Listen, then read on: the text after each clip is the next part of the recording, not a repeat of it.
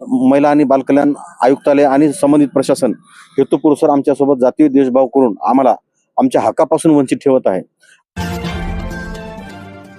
जय भारत, मी सोनाली. जागृती news मध्ये आपल्या सर्वांचे स्वागत आहे. पाहूया आजच्या घडामोडी.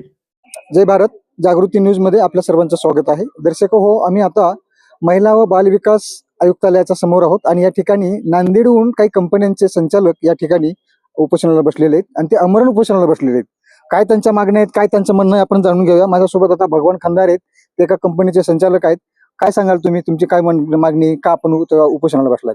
महिला आणि बालकल्याण विभागाने 2024 मध्ये बाह्यस्रोत पद्धतीने 4,000 कर्मचाऱ्यांची भरती करण्याच्या संदर्भामध्ये निविदा काढली होती आणि या निविदेमध्ये नांदेडच्या आम्ही 5 कंपन्या ज्या स्टार्टअप आहेत आणि अनुसूचित जातींच्या MSME घटक आहेत, आम्ही त्या निविदेमध्ये सहभाग घेतला होता आणि सुरुवातीपासून 2024 पासून आम्हाला हेतुपुरस्सर जातीय देशभावनेमधून आम्हाला तांत्रिकदृष्ट्या नाकारलं आणि हेतुपुरस्सर आमच्यावर अन्याय केला. या अन्यायाच्या विरोधामध्ये आम्ही महाराष्ट्राच्या अनुसूचित जाती जमाती आयोगामध्ये दाद मागितली आणि राज्याच्या आयोगानं महिला बालकल्याण आयुक्ताला आदेश दिले की शासनाचा जो 1 डिसेंबर 2016चा शासन निर्णय आहे, त्या शासन निर्णयातील तरतुदीनुसार अनुसूचित जाती जमातींच्या लघु सूक्ष्म आणि मध्यम संस्थांना 25% काम राखीव ठेवण्यात यावं आणि 10% हे स्टार्टअप घटकांना देण्यात यावं, अशा प्रकारचा अनुसूचित जाती जमाती आयोगाने मागील 9 महिन्यापूर्वी आदेश दिला.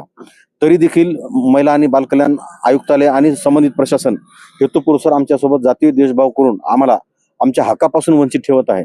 आम्हाला आमचा हक्क द्यावा. आम्हाला जे काही शासन निर्णयानुसार राखीव कोटा आहे तो 35% एकूण 4,000 जागेचा जो कोटा आहे तो आम्हाला कार्यादेश देण्यात यावा आणि तात्काळ शासन निर्णय निर्गमित करावा, यासाठी आम्ही आज सकाळी 10:30 वाजल्यापासून आमरण उपोषणाला बसलेले आहोत.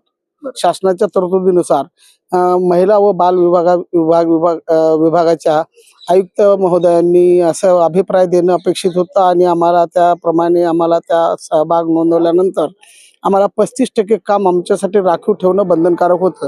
ही बाब आम्ही त्यांना प्रीबिड मीटिंगमध्ये नमूद करण्यात आलेली होती, ती स्पष्ट करून देण्यात पण आली होती.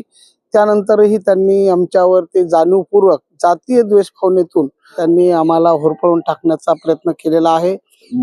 आम्हाला 8-9 महिन्यापासून पेंडिंग करून JR काढण्याच्या जे मुभा आहेत ती करणं गेलेत. त्याच्यामुळं आम्ही नाईलाजाने आमरण उपोषण करत आहोत.